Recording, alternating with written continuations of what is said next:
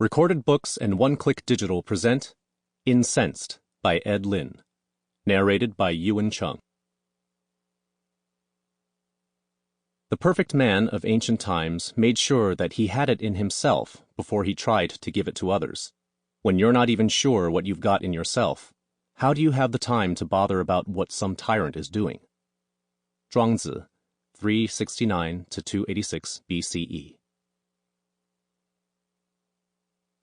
I don't care how much you hate your family.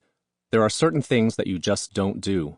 And you certainly don't do them during the goddamned Mid-Autumn Festival, the one time of the year where you're all supposed to pretend to love each other. Number 1, you don't lie to your family.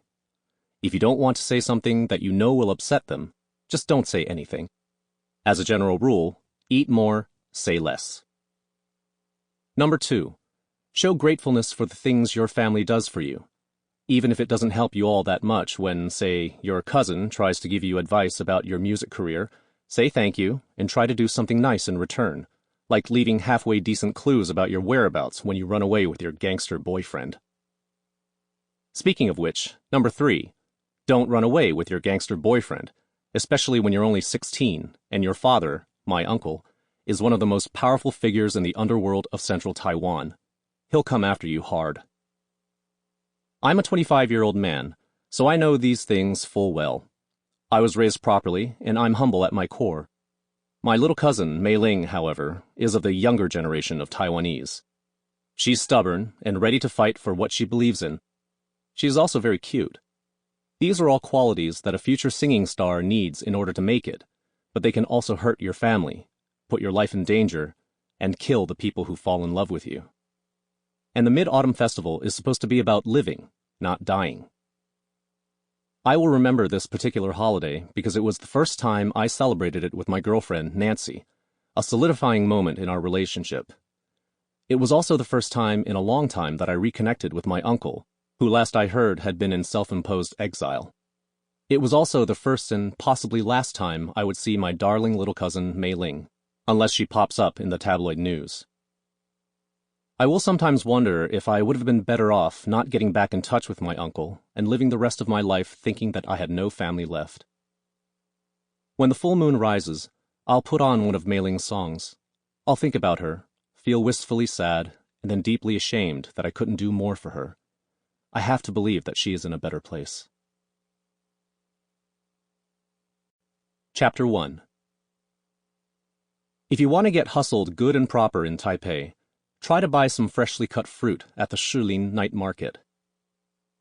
The vendors are fluent in several languages when they're giving you the hard sell, poking at your face with toothpicked samples of creamy cherimoya and pretty but bland-tasting starfruit. But once you agree to buy something, they start filling up your bag with every fruit in stock, and suddenly don't understand when you say stop.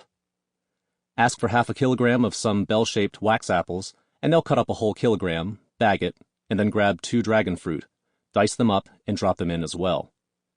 After giving the bag a token sweep on a tipsy scale, showing a weight of more than 4 kilograms, you'll be asked to pay 400 new Taiwan dollars for a bundle of stuff you mostly didn't want. In the scheme of things, you, being a tourist, may not think that 13 American dollars is a lot to pay for a fairly heavy bag of exotic fruit. As you stab into a sticky cube with your bamboo skewer and pop it into your mouth, maybe it will taste sweet. Maybe the dragon fruit hasn't been sprayed with saccharin. Maybe the wax apple hasn't been dipped in formaldehyde to preserve its pale flesh.